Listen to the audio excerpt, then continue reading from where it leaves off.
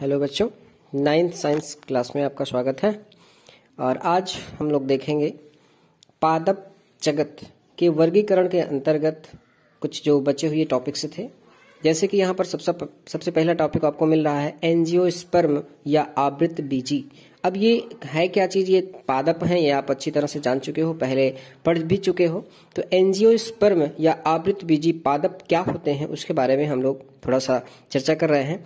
तो ये एंजियोस्पर्म शब्द जो है ये दो शब्दों से मिलकर बना हुआ है, एंजियो प्लस स्पर्मा। एंजियो और स्पर्मा दो शब्द हैं जिससे मिलकर ये एंजियोस्पर्म बना हुआ है और इसका अर्थ होता है ढका हुआ बीज।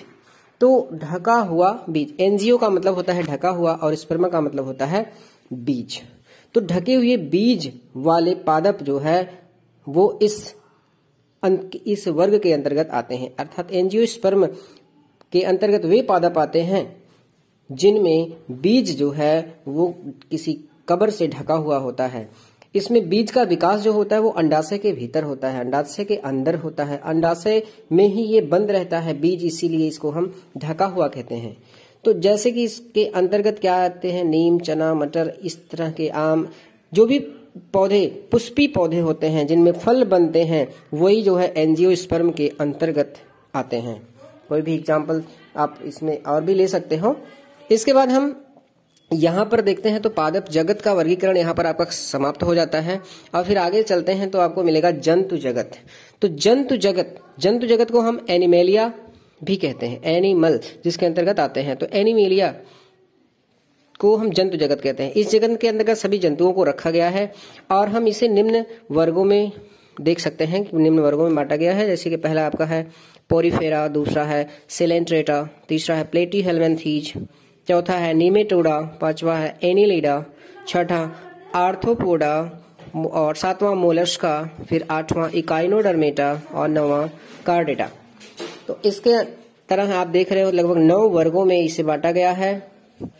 तो सबसे पहले हम यहाँ पर देखेंगे पोरीफेरा। जो हमारा पोरीफेरा पहला वर्ग आ जाता है इस जंतु जगत के अंतर्गत, उसको देखते हैं। तो यहाँ पर हम पोरीफेरा का अर्थ देखते हैं। तो पोरीफेरा का अर्थ होता है छिद्र युक्त जीव, अर्थात वे जीव जिसके पूरे शरीर में छिद्र पाए जाते हैं, उन जीवों को इस संघ के अंतर्गत रखा गया है। इन्हें हम स्पंजी जीव भी कहते हैं। इसके अंतर्गत अगर देखेंगे तो शाइकॉन आता है, यूप्लेक्टेला आता है, स्पंजिला आता है।